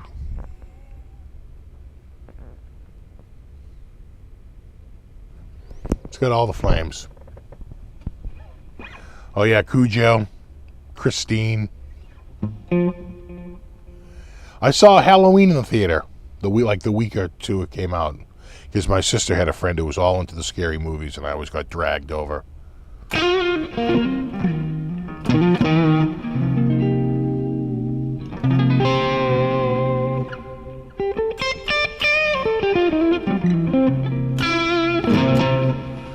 Yeah, I saw Halloween in '78. I was 12.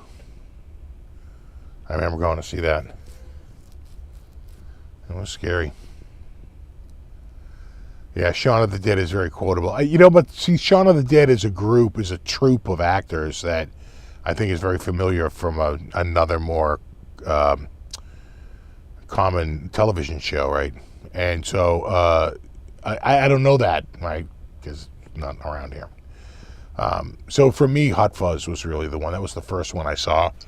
And then I saw people like, oh, if you like that, you should see Shaun of the Dead. But I didn't like Shaun of the Dead as much. I really liked Hot Fuzz, and quite frankly, World's End too.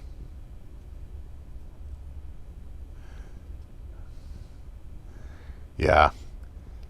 I probably did see Nightmare on Elm Street in the theater. That came out when I was in high school.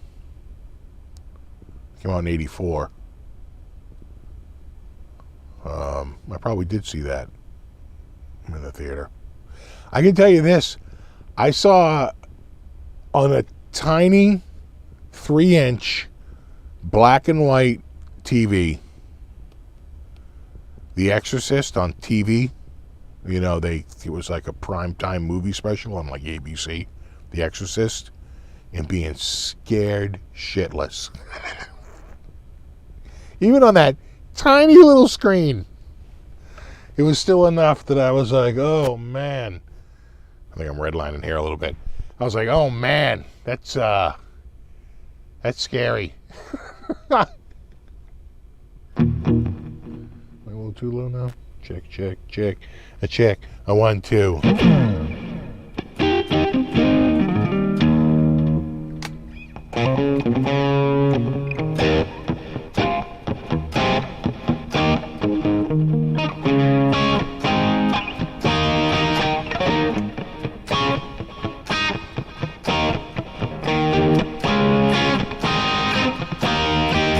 Yeah, I saw The Jerk in the theater. I saw Young Frankenstein in the theater when they first came out.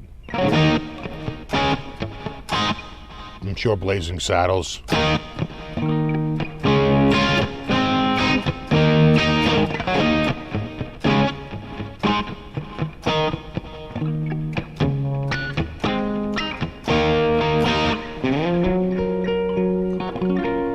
Major 7. And this guy always it's some other guy. It's just another guy.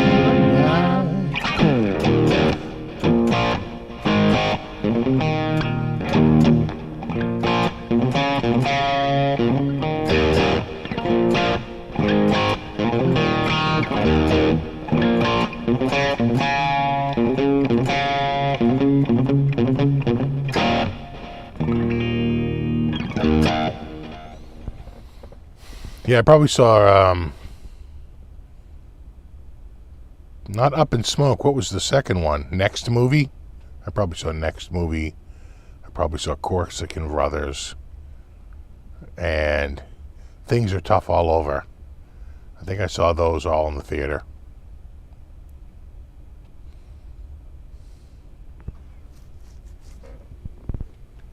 Of course, back then you saw every movie in the theater. I remember being with like my sister and her friends, and like I had me like my friend, and we would just go up and like go to movies, and we're like, "What movie you want to go see?" She's like, "Well, just go to like see this." It was Ordinary People, and I was like, "This movie's a bummer, man. This movie is a massive bummer." Oh yeah, Nice Dreams. Yeah, Still Smoking. And then we went to go see Harold and Maude.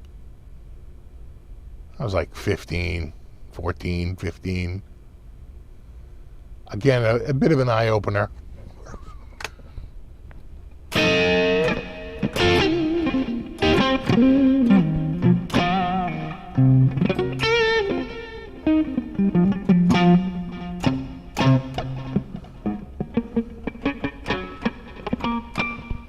What's up, Trace? Canton, Ohio. We have a Canton. I think a lot of states have a Canton.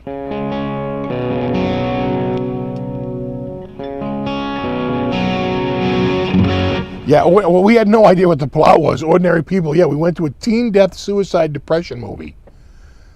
We got out of there. I was like, well, that wasn't entertaining one bit. like this big, like, dysfunctional family, you know, like this horrible movie. And I'm like, oh my God, the whole movie's just bringing me down. What a bummer.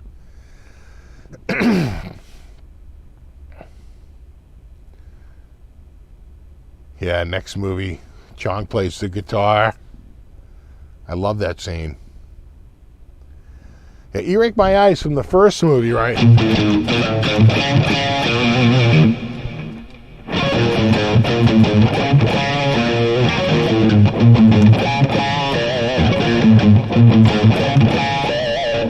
Yeah, my God, Better Off Dead. I want my $2.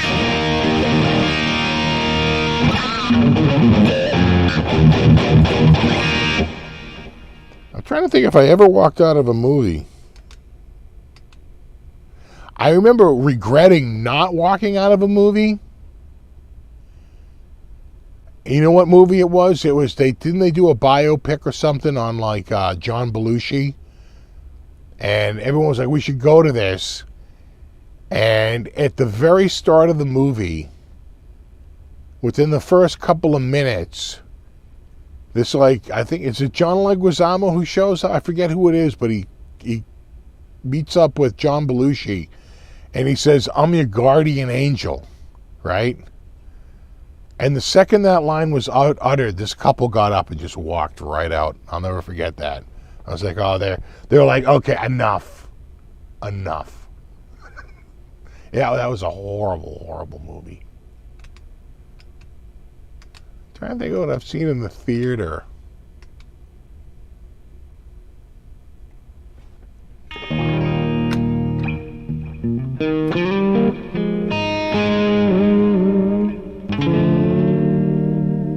Yeah, it might have been Wired. It was like whatever that horrible. It was an unauthorized biopic. They had all other people playing all the main. You know, it's like it's not like they had Dan Aykroyd in, you know, or anything. It's like none of those people wanted to They were all against that movie. Yeah, it might have been Wired. And it starts out in like very quickly, this guy shows up and it's like, I'm your guardian angel. And it's like, what? Like, so bad.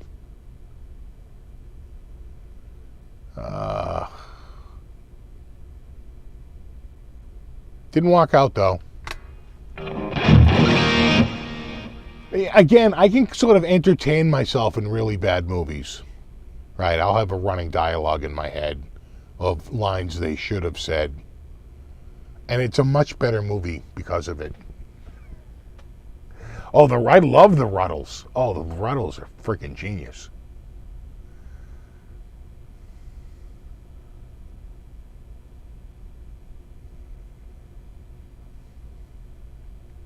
We're here on the shores of the Mississippi.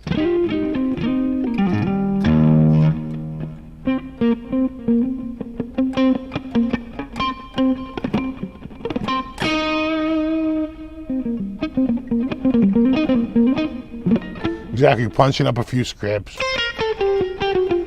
I assume you've been briefed.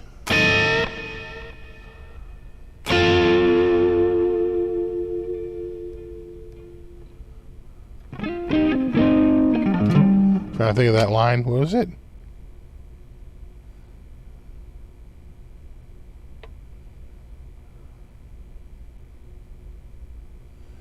He uses like the wrong tense, right?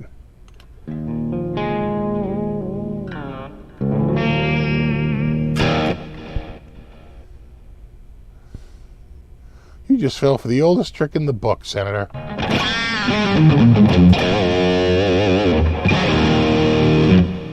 Now you will not look the senator in the eye. I tell you, the guy he's working with, now that's an actor.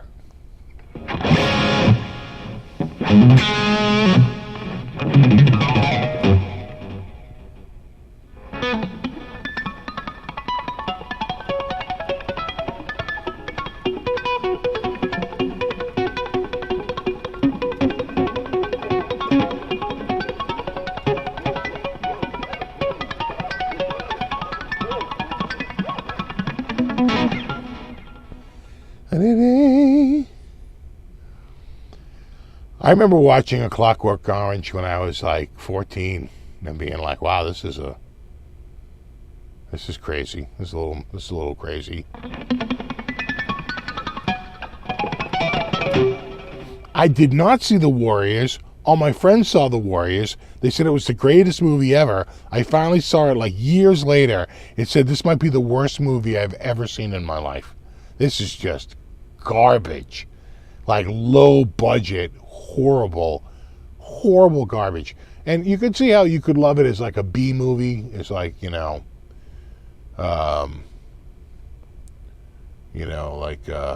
in the vein of like Double Dragon movie.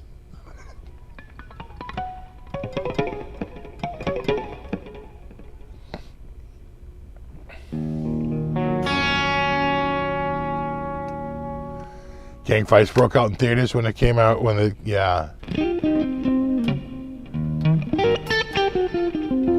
Can you dig it? I loved Predator. I friggin' love that movie. That's like one of my favorite movies, the original Predator. Because, man, you could just... I remember watching that for the first time and being like just blown away and being like, wow, this is really good. How long they let it sit in the background. How long, like, they keep the, they keep the Predator, like, hidden. It's like they really, really saves in the budget too, right? So it's like so well done. You son of a bitch.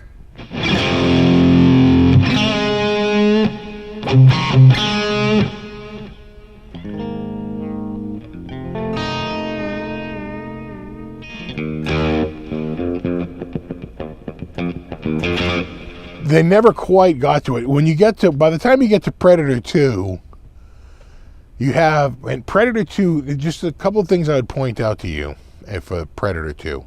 Number one, whoever wrote the screenplay, they made every single, character like an over-the-top character, right? Every single person in that movie is like this ridiculously over-the-top character.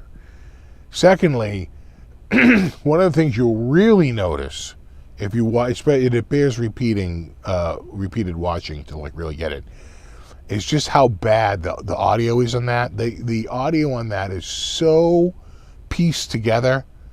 I don't think he says a single line. I don't think the main guy in that movie says a single line live in the entire friggin' movie. Everything is, dialogue overdub. And so he's outside and he's talking to somebody, and it's like this big crazy scene. He's going, "Now I'm telling you, what we gotta do here is this," and he's going like, right? So it's like in post they were probably like, you know what? Maybe you should be a little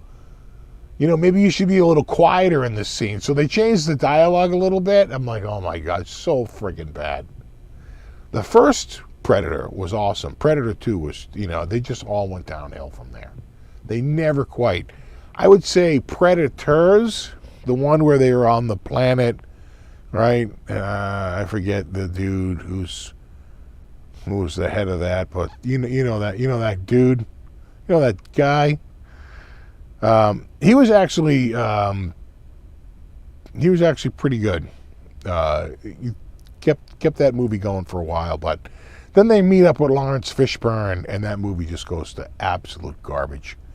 Fishburne is like the worst actor in that friggin' flick, just absolutely horrible. So they lose a lot. It seems like it meanders. It starts out good, like so many movies, but then they don't know how to wrap it up. Yeah, Adrian Brody. You know what? I thought the dude did a pretty good job, right? Yeah, I thought he did a pretty good job. But again, much like Predator 2, everybody's an over-the-top character, right? It's a cast of characters. Yeah, Starship Troopers. But the thing you got to remember about Starship Troopers is that's a satire, right? They try to make every single person in the beautiful. Like in the future, everyone's beautiful, and we're going against bugs, and you know what I'm saying? It's like this sort of like the nihilism of existence, and right there's a whole sort of subplot going on. A lot of people didn't realize that movie is very much a satire. Which I didn't get at first, but the more I look at it, I was like, oh yeah, I can see it. Okay, all right. It was a little too, I don't know if it was the right vehicle for what he was trying to say, but I get it.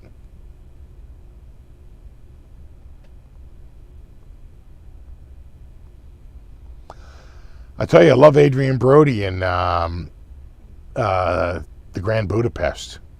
He's perfect in that, man. He's so friggin' good in The Grand Budapest.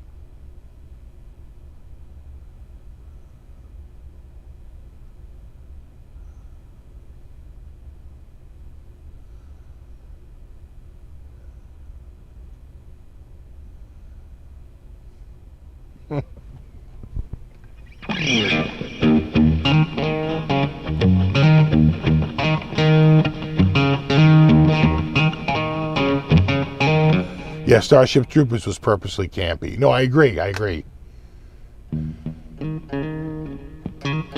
Oh, The Grand Budapest is just gold from start to finish. It really is. You gotta have, Ralph Fiennes is just absolutely, I'll tell you what happened. A man named Pinky decided to test my virility and wound himself getting his ass kicked all over the place, Because I can tell you one thing, when they come after you in prison, you're going to have to prove yourself. And he goes, since then we've actually become dear friends.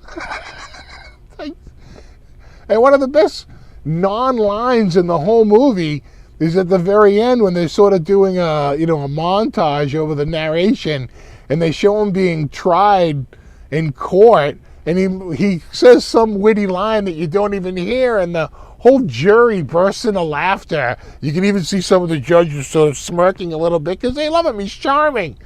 And he's completely acquitted. Oh, that movie's so great. Yeah, Total Recall was just on. That was just on. Quaid. Start the reactor. And then, she was dynamite in the sack. She's 83. Not bad older. It's like the cheaper cuts of meat. More flavorful, if you will.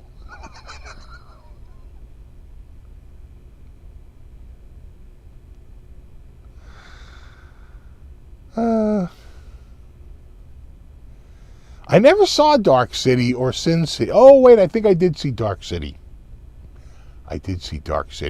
You know what? They were Siskel and Ebert were so enamored with that movie. I think I found out one of them was actually like a producer on it. And that probably, like, you know, probably hurt their review of it a little bit. Yeah, Dark City. Which was, quite frankly, a precursor to The Matrix. If you think about it.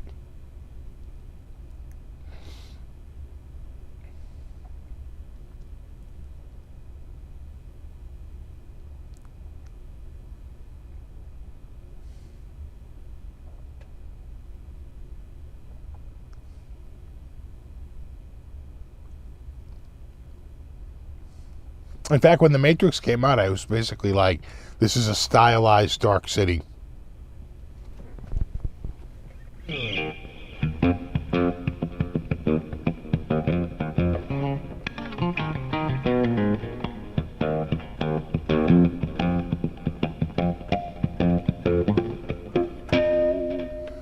get a lot of nerve showing your face around here. Look who's talking. Yeah. Oh, yeah. No, there's so many. And you know who's really great in that? Is the wife there. Who plays the wife again? It's yeah.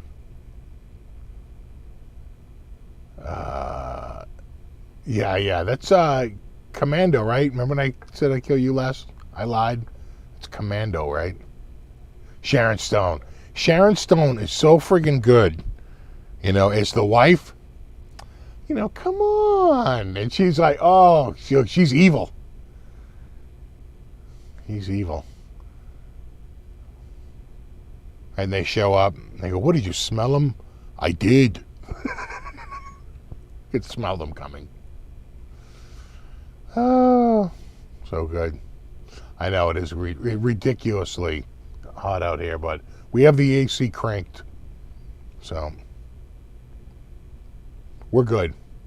All right, dudes. Yeah, consider that a divorce. I will see you guys next week. I might have a video out this week. I should have a guitar showing up this week. We'll see.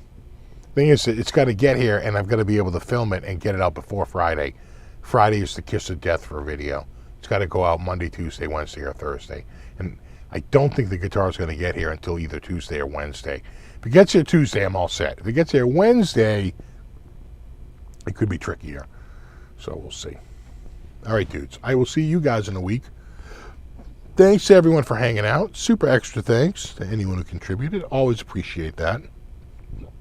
Oh, God. Look at the hiccups. And I will see you guys in a week. Well, there you have it.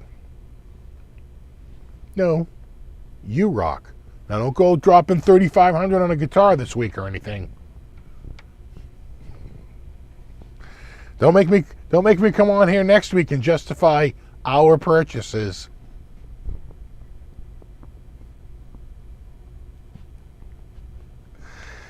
All right, dudes. No, you rock. I'll see you dudes in a week. Until then, have a great week. And we'll do it all again in 7 days. And there you have it. All right, guys. Have a good one. And rock on.